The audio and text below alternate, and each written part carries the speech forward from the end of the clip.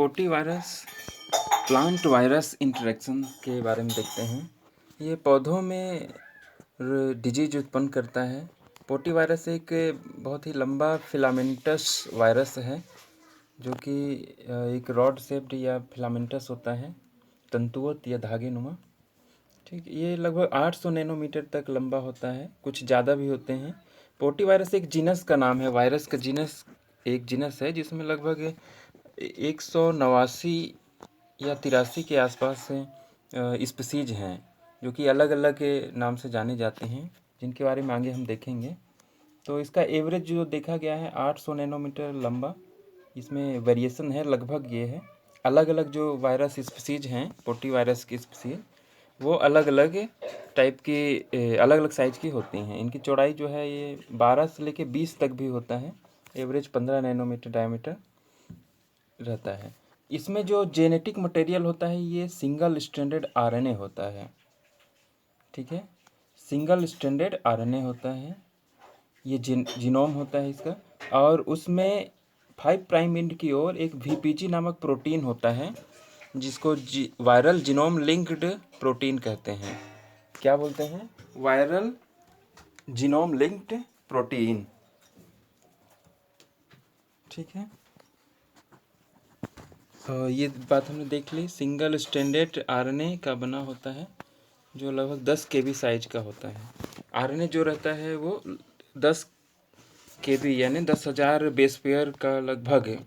अलग अलग वायरस में ये भी अंतर होगा, बना होता है। ठीक है, जैसे एग्जाम्पल इसका है एक पोटैटो वायरस वाई। ठीक है, ये क्या एग्जाम्पल है? पोटैटो वायरस वाई के आधार पर ही इस जीनस का नाम पोटी वायरस रखा गया है। ठीक है, इसे फैमिली पोटीविरिडी के अंतर्गत रखा जाता है। ठीक, पोटी वायरस एक जीनस हो गया, उसके अंदर बहुत सारी स्पीसीज आएंगी ना। और इस पोटी वायरस जो है, इसमें इसके जीनोम में कई प्रोटीन के लिए जीन्स होते हैं, जैसे P1, HC pro, NIA pro, NIA, PG, VPG, CP, CI, P3, NLB, 6K1, 6K2 और P3N PPO। ये इनके बारे में थोड़ा डिटेल और नीचे है। ठीक है, इन्हीं के बारे में यहाँ पे मैंने लिखा है कुछ। ठीक है, ये सारे प्रोटीन बनते हैं, जैसे P1 हो गया, फिर दूसरे नंबर पे क्या है? HC pro. HC प्रो ये काफ़ी इम्पोर्टेंट है, ये वायरल इन्फेक्शन में भी काफ़ी महत्वपूर्ण भूमिका निभाता है। ये हेल्पर कंपोनेंट HC का फुल फॉर्म होगा। P3 प्रोटीन भी होता है। ठीक है, ये नंबरिंग दिया गया है, protein 3। CINA cylindrical inclusion protein है ये। NIA, NIB ये न्यूक्लियर इंक्लूजन AB है। CP कैप्सिड प्रोटीन होगा। ठीक है, इसी तरीके से 6K1 और 6K2 ये भी छोटे छोटे दो अलग प्रोटीन बनते हैं। ठीक है, तो यहाँ पर एक बात ये है, जैसे ये ऊपर वाले 7 जो प्रोटीन हैं यहाँ से लेके यहाँ तक, ये सब एक साथ बनते हैं पॉलीप्रोटीन के रूप में। ठीक है, मतलब एक लंबा सा प्रोटीन बनता है, एक साथ बनता है, बाद में उसको काट काट कर ये सातों प्रोटीन बनते हैं, उसमें कट करके प्रोटीनेज एक्टिविटी के माध्यम से ये 7 प्रोटीन बनते हैं। जब शुरुआत में ये ट्रांसक्रिप्शन और ट्रांसलेशन होता है तो ये एक साथ होते हैं। 350 किलो डाल्टन का एक सिंगल प्रोटीन प्रिकर्सर बनता है। प्रिकर्सर है ना, पूर्ववर्ती प्रोटीन रूप है। तो चूँकि इसमें बहुत सारे प्रोटीन बने हैं, इसीलिए इसको पॉलीप्रोटीन भी कहा जाता है। ठीक, तो ये 7 प्रोटीन ऊपर के 6K1, 6K2 अलग होते हैं। और एक स्पेशल प्रोटीन और है P3N PPO। ये स्पेशल तरीके से बनता है जिसको पॉलीमरेज स्लीपेज भी कहते हैं। यानी ये P3 जो जीन है, जो ऊपर भी एक नाम आया था, उसी से बनता है और उसमें कुछ एक्स्ट्रा पार्ट भी जुड़ता है। ठीक है, जिसको पॉलीमरेज स्लीपेज या फ्रेम शिफ्ट कंडीशन एक होती है, फ्रेम शिफ्ट के कारण वो प्रोडक्ट तैयार होता है, यानी प्रोटीन जो तैयार होता है, frame shift product of P3 genes. ठीक है, ये जो प्रोटीन है ये वायरल के मूवमेंट में इम्पॉर्टेंट होता है। आगे ये लिखा भी है, वायरल के मूवमेंट में मतलब सेल से सेल मूवमेंट में। जब प्लांट कोशिका में इन्फेक्शन करेगा तो उसके बाद एक कोशिका से दूसरे सेल्स में जानने के लिए प्लाज्मोडेस्माटा के माध्यम से कैसे मूवमेंट करता है, तो तो ये प्रोटीन उसमें इम्पॉर्टेंट होता है। ठीक है, यहाँ पे जो कैप्सिड प्रोटीन है ये कैप्सिड यानी उसका जो आवरण होता है, वायरस का जो आवरण होता है, प्रोटीन आवरण, जिसके बीच में आरएनए जीनोमिक मटेरियल के रूप में होता है, तो ये कैप्सिड उसका आवरण बनाने का काम करता है। लगभग 2000 कैप्सिड से बना होता है। ये भी लगभग होगा क्योंकि अलग अलग स्पीसीज में अंतर होता है। ठीक है, थोड़ा डिटेल देखते हैं। पोटी वायरस की 183 स्पीसीज होती हैं। इनके कुछ एग्जाम्पल हैं, जैसे पोटैटो वायरस वाई। ठीक है, इसी के नाम पे पोटी वायरस नाम दिया गया है जीनस का। Banana bract mosaic virus, bean yellow mosaic virus, carrot virus Y. ठीक है, बहुत सारे मोजाइक वायरस से इसमें मिलते हैं। मोजाइक डिजीज मतलब एक ही जगह से बहुत सारी पत्तियां निकलना, यानी लंबाई में भी तने ग्रोथ कम हो जाता है। ठीक है, चिल्ली रिंग स्पॉट वायरस भी एक स्पीसीज है, जिसमें चिल्ली के पत्तियों पे रिंग स्पॉट आता है, रिंग में स्पॉट बनते हैं। वेनल मोटल, ठीक है, जो वेन्स होती हैं पत्तियों में, सिराएं होती हैं, वो मुड़ जाती हैं। ठीक, लेट्यूस मोजाइक वायरस, ये ठीक है।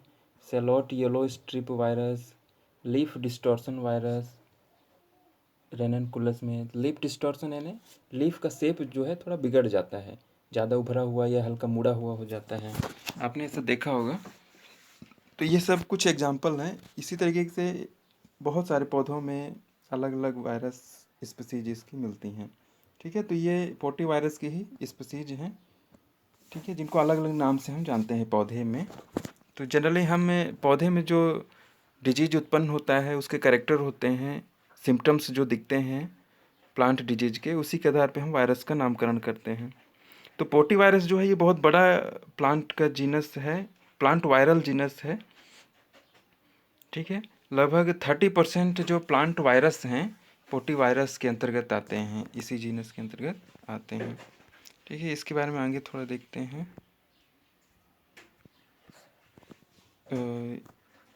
इस वायरस का ट्रांसमिशन एफिड कीड़ों के द्वारा होता है।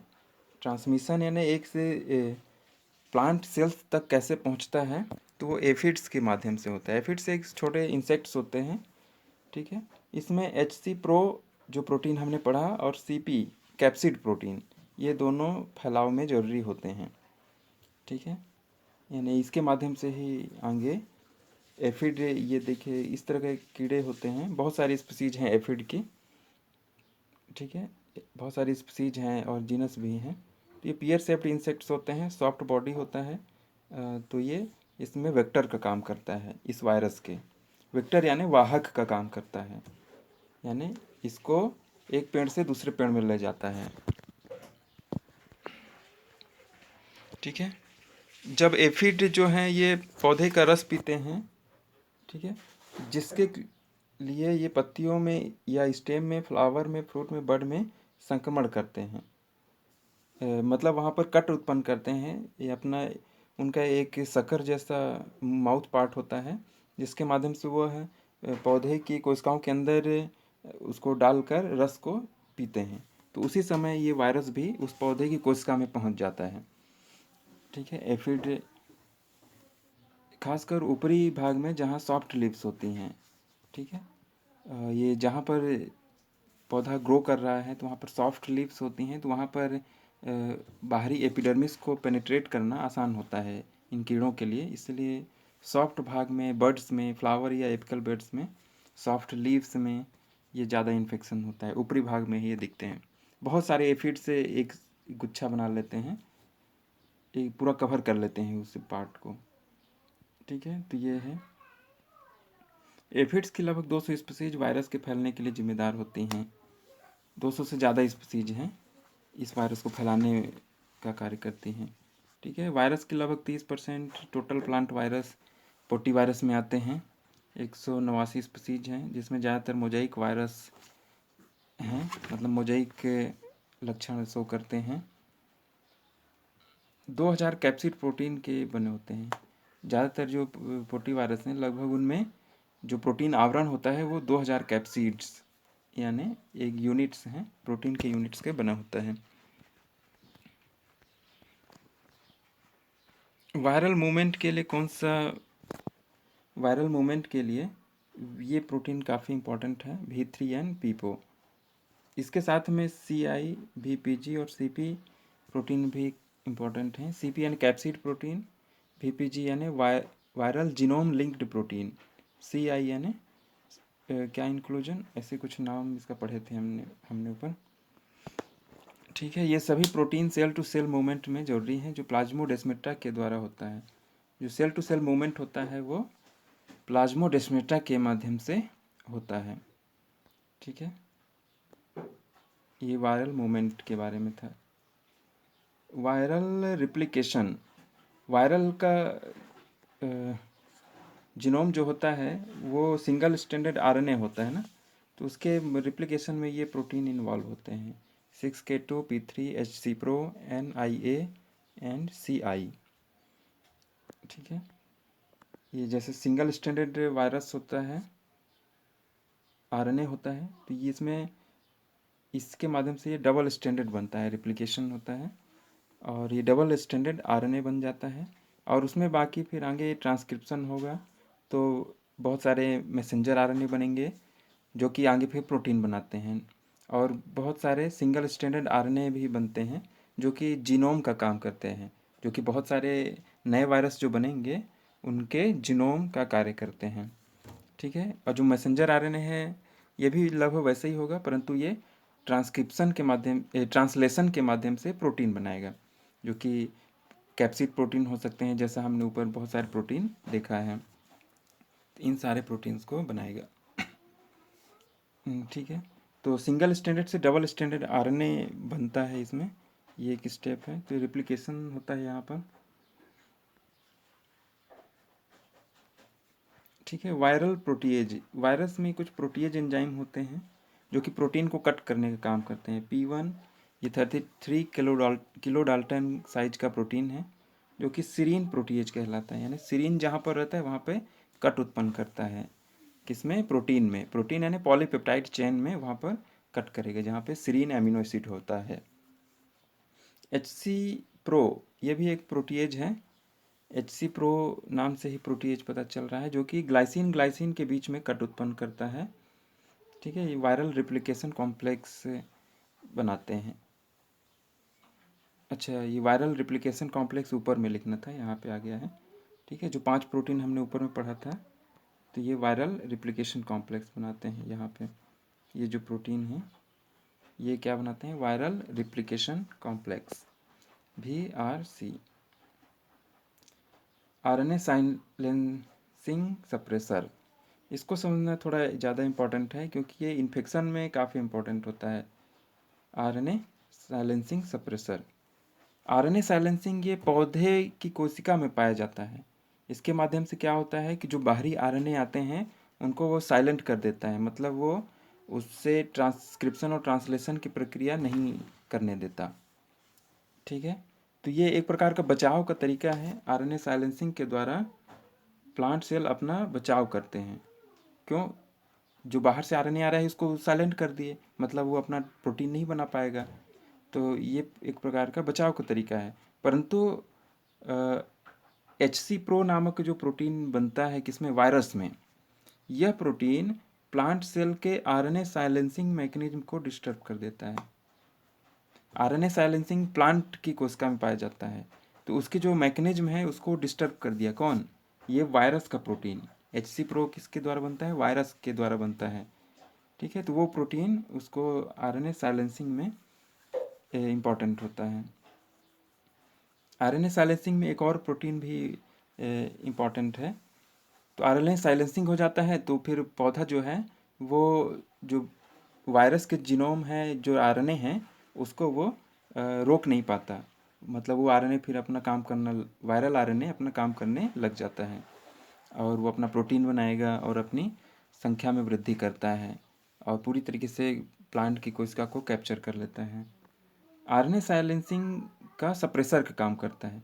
एक और प्रोटीन है जो आगे देखते हैं, VPG प्रोटीन। या पहले एक वायरल इन्फेक्शन के बारे में, HC प्रो इम्पॉर्टेंट रोल करता है पैथोजेनेसिस में, पैथोजेनेसिस यानी संक्रमण करने में इम्पॉर्टेंट है ये। और कैप्सिड प्रोटीन भी इन्फेक्शन में महत्वपूर्ण होते हैं। ठीक है, वीपीजी प्रोटीन के बारे में बोल रहा था, ये भी आरएनए साइलेंसिंग में इम्पॉर्टेंट है। पौधे में जो आरएनए साइलेंसिंग की प्रक्रिया पाई जाती है, इसको क्या कहते हैं, सप्रेस करते हैं, रोकता है। ठीक है, ये जो प्रोटीन है वीपीजी प्रोटीन, यह वायरल जीनोम्स के सिंगल स्ट्रैंडेड आरएनए से 5 प्राइम सिरे पर जुड़ा होता है। ठीक है, आरएनए में भी 2 सिरे होते हैं, 5 प्राइम और 3 प्राइम। तो 5 प्राइम सिरे पर यह जुड़ा होता है सिंगल स्ट्रैंडेड आरएनए से। ठीक है, तो ये सुरक्षा करता है किससे, आरएनए साइलेंसिंग मैकेनिज्म से, जो कि पौधे की कोशिका में पाई जाती है। तो कैसे करता है, ये उसको सप्रेस करता है। आरएनए साइलेंसिंग में एक प्रोटीन होता है SGS3। SGS3 को ये डिग्रेड कर देता है, नष्ट कर देता है।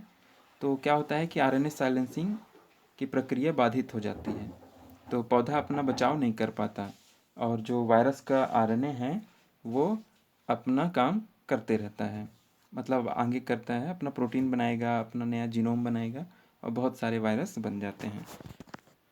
ठीक है, तो ये इस तरीके से एक तरीका है, वीपीजी यानी वायरल जीनोम लिंक्ड प्रोटीन होता है ये। ठीक है, तो ये वीपीजी भी आरएनए साइलेंसिंग में इम्पोर्टेंट है, आरएनए साइलेंसिंग को सप्रेस करने में इम्पोर्टेंट है। ठीक है, ये सप्रेसर यानी रोकने वाला होता है। तो इस प्रकार से वो पौधे के बचाव की प्रक्रिया को रोक दिया जाता है। तो ये यहाँ पर ये बातें किस में आएंगी, प्लांट वायरल इंटरेक्शन के अंतर्गत आएंगे। ठीक है, तो इसके बारे में इतना ही है, तो इतना ही देखते हैं।